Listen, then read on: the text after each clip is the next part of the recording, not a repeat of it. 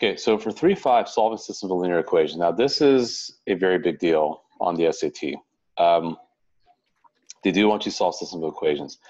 Now, remember, when you have systems of linear equations, so we're only focused on linear equations, so lines, there are three things that could happen. They could intersect just once, which is usually typical. They could be the same line, so they're one's overlapping the other, or they are parallel, meaning they never touch. So I think the key thing that I really want you to focus on, don't worry so much about these terms. That's not really covered, but know this, especially no solution, infinitely many solutions, or exactly one solution. So when you're told that two linear equations will have infinitely many solutions, that means that they're going to have the same slope and y-intercept. But when you're told that two lines will have no solution, that same slope, but different y-intercepts.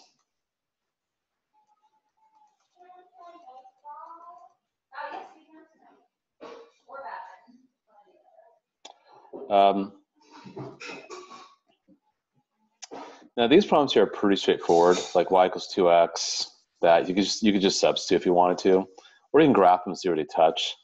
But personally, I probably would substitute. So x plus 2 times 2x equals 5, 5x equals 5, x equals 1. And you could throw 1 in, you get y equals 2. Probably the same thing for b, or you can actually multiply each side of the second equation by 3 to get things to cancel.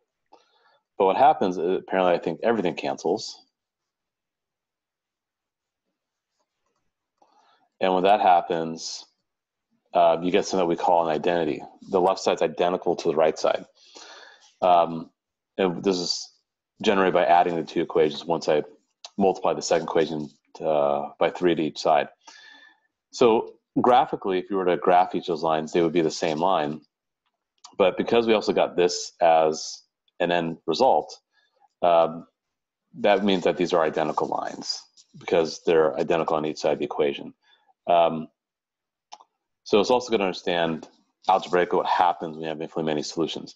Now, if I had like 0 on the left side, but a random number on the right side is not 0, then you would say no solution. And that would imply that both of the equations that are given to us, if you were to rewrite them in slope-intercept form where you isolated y, they'd have the same slope with different y-intercepts. So they would never touch. So you really want to make sure you have that connection down. This is substitution. Obviously, we kind of already talked about how to do that. Replace y in the other equation with x minus 1, work it out. Eliminations, you kind of multiply both sides of one of the equations, or you can multiply both sides of both equations by a certain number. I guess in this case, they found the LCD was 6, or at least common multiple, sorry, for that, and they solve for the x's, they solve for y, and then you could solve for x. So now this one I want to spend a little more time on, and then give you guys a chance to kind of practice. This is probably something that kind of shows up near the end, and some people have a little trouble with it, but it's really not that bad if you realize what's happening. No solution means you have parallel lines. We've talked about this already. These are lines, we know this, and we have two lines that are parallel. Obviously, they don't touch. So this is what we're looking for.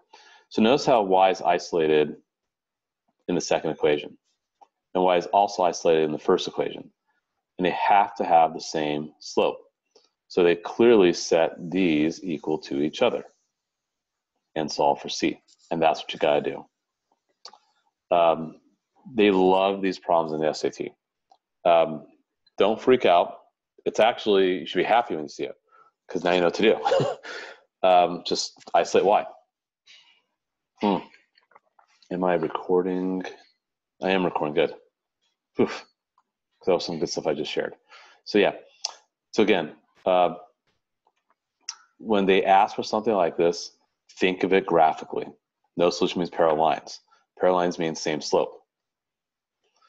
So algebraically, we know how to extract the slope from these lines. You just rewrite them in slope-intercept form. And the coefficient of x is your slope, and they gotta be the same, so semi-equal to each other. Example 5 is really not gonna be that much different.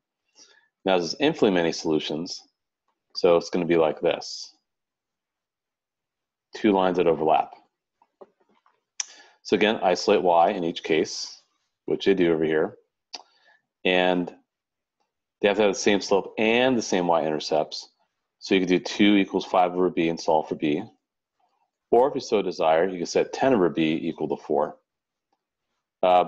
Either way is fine. You should get the same result. And I think b equals 2.5 or 5 halves. So you could have set either one, either the slope's the same or the y-intercept's the same to solve for b. Sometimes what they could do is they could actually use a different letter here. And so you have to solve for 2 letters. So you still have to realize that the slopes and y-intercepts are identical between the 2 lines.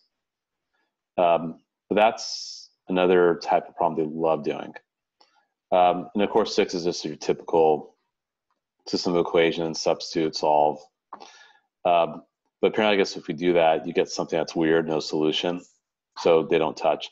Or if you were to isolate y here and divide by -3,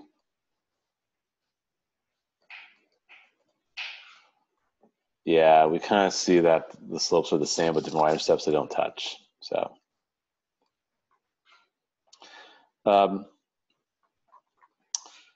absolute value, as you know, absolute value of anything negative is always positive, so everything positive is still positive. Essentially, it's the distance from 0 on a number line. That's one way of thinking about it. Solving them should be pretty straightforward. 3x minus 5 equals 7, or 3x minus 5 equals -7. Or here, x minus 8 equals -3. That's a problem because you can't have an absolute value equal a negative number, so you just say no solution here. Here, if it equals 0, just x plus 3 equals 0. Solve for x. Pretty easy there, right? Graphs should be pretty easy. You should know about your translations. H is your horizontal shift, K is your vertical shift. Obviously, if you don't have a negative number out in front, it opens up. If you have a negative number out in front, it opens down. There's a vertex that we sometimes have to work with. But let's do this with our remaining time. Let me have you guys do